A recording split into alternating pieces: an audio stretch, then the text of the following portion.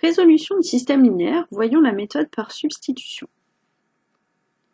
Alors la méthode de résolution par substitution, vous l'avez vue lorsque vous étiez au collège, et revue lorsque vous étiez au lycée, notamment, alors non, a priori plutôt dans le cas de la résolution de système de deux équations à deux inconnus, et notamment vous avez utilisé ces méthodes lorsque vous vouliez déterminer les coordonnées du point d'intersection de deux droites. Donc on va revoir pour commencer cette méthode dans ce cas, c'est-à-dire système de deux équations à deux inconnus. Alors quelle est la méthode de la résolution par substitution? Eh bien, on commence par exprimer y en fonction de x dans l'une des équations. Ou, si vous préférez, x en fonction de y, là, c'est vraiment au choix. Une fois qu'on a fait ça, eh bien, on va substituer, on va remplacer y par cette expression dans l'autre équation. Ou x, si c'est votre choix. Du coup, on obtient une équation avec une seule inconnue, juste du x ou juste du y, selon le choix que vous avez fait, qu'on sait résoudre.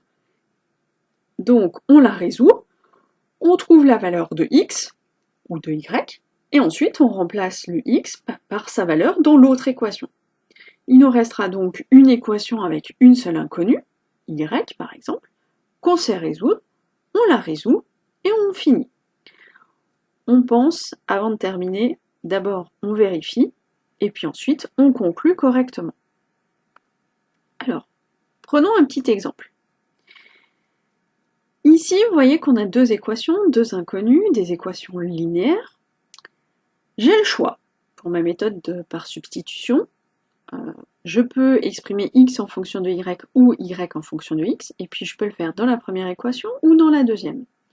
Ici, on voit qu'on a un coefficient 1 là devant le y, donc ça veut dire que ça veut dire que facilement je peux écrire y égale.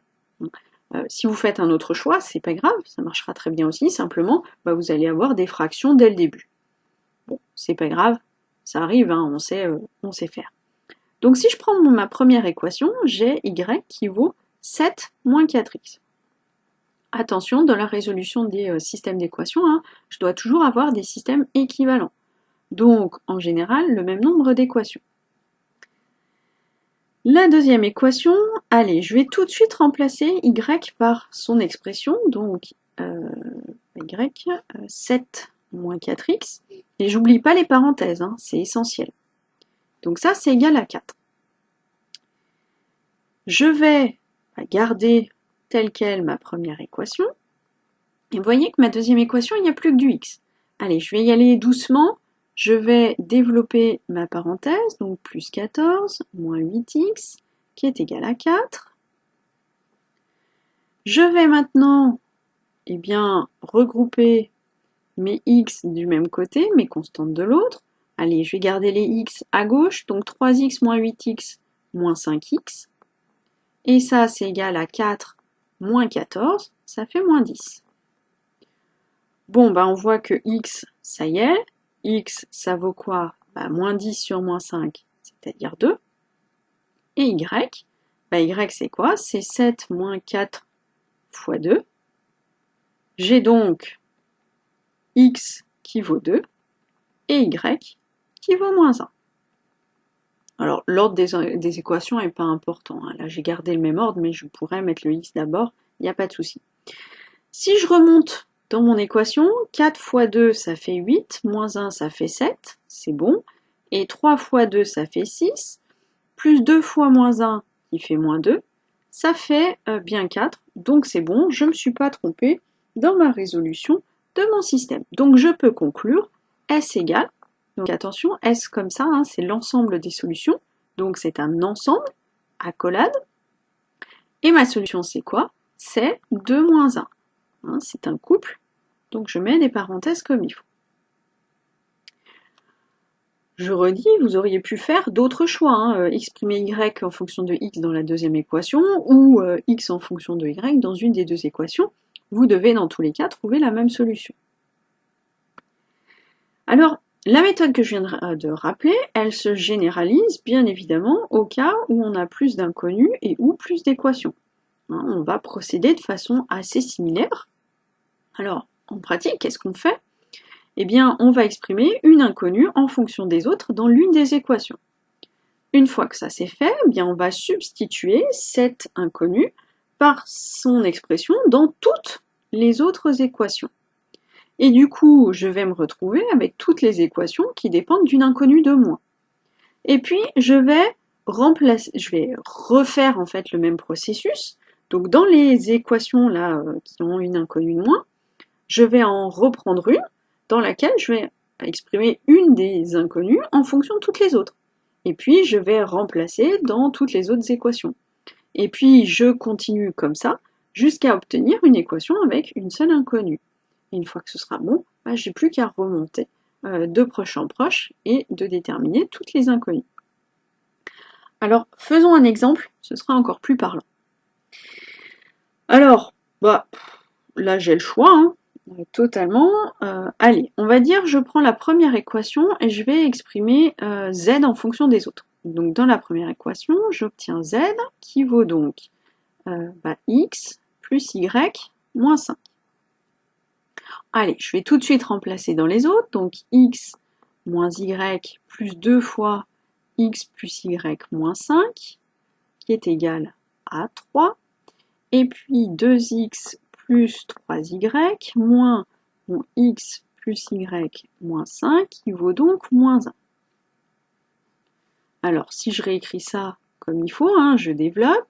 Donc ma première, j'ai z qui vaut x plus y moins 5. La deuxième, alors dx, on voit qu'on en a 1 plus 2, donc ça fait 3. Donc j'ai 3x. dy, j'en ai moins 1 plus 2, donc ça m'en fait 1.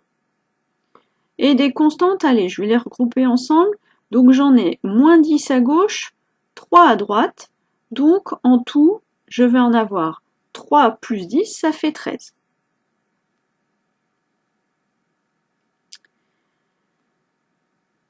Si jamais ça va trop vite, hein, vous prenez le temps, vous écrivez tout en détail, vous verrez, c'est exactement ce que je viens de vous dire.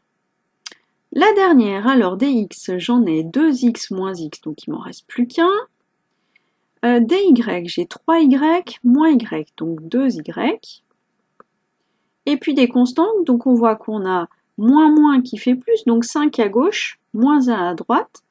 Je fais moins 5 à gauche et à droite, donc je vais avoir moins 6.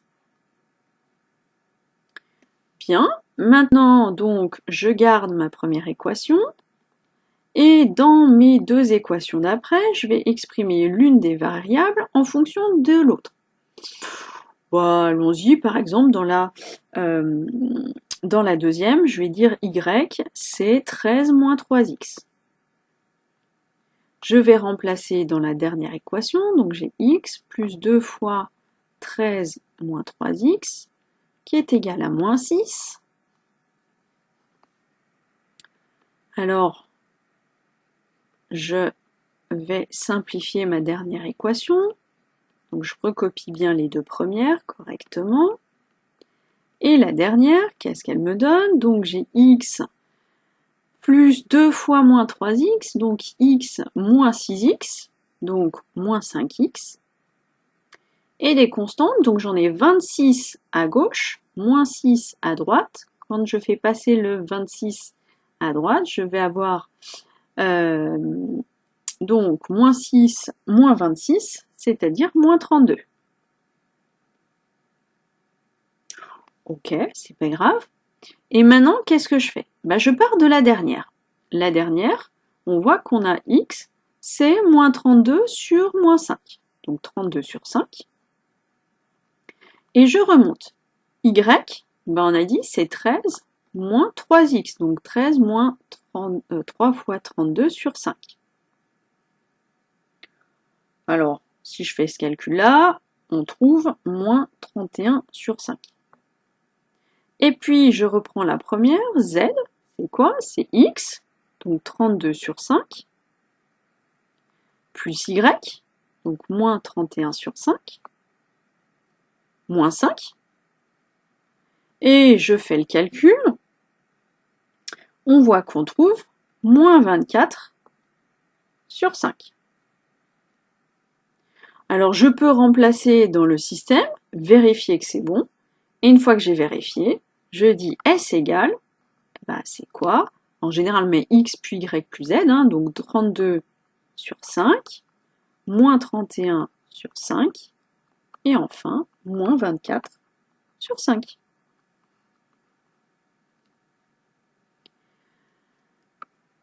Alors attention, j'insiste, quand on résout un système, il faut toujours conserver un système équivalent, en général avec autant d'équations et d'inconnus, et des équations différentes, hein, dans le sens où je ne peux pas en obtenir une juste en multipliant une autre par un réel. D'accord? Donc si par contre vous avez deux équations qui sont proportionnelles l'une de l'autre, bon bah à ce moment-là, on va obtenir une équation de moins. Hein, mais normalement, ça se voit dès le début, ou à peu près, et vous n'avez pas le droit d'en faire disparaître comme ça. Hein, et faites bien attention, normalement avec les substitutions, il ne devrait pas y avoir trop de problèmes. Vous ne devriez pas avoir d'équations qui disparaissent alors qu'elles ne devraient pas. Bon, cette méthode, elle va toujours fonctionner. Mais vous voyez que là, déjà avec 3 équations, 3 inconnues, c'est quand même pas forcément évident. Donc vous doutez bien, si on commence à rajouter des équations et des inconnues, ça va devenir long et pas très efficace comme résolution.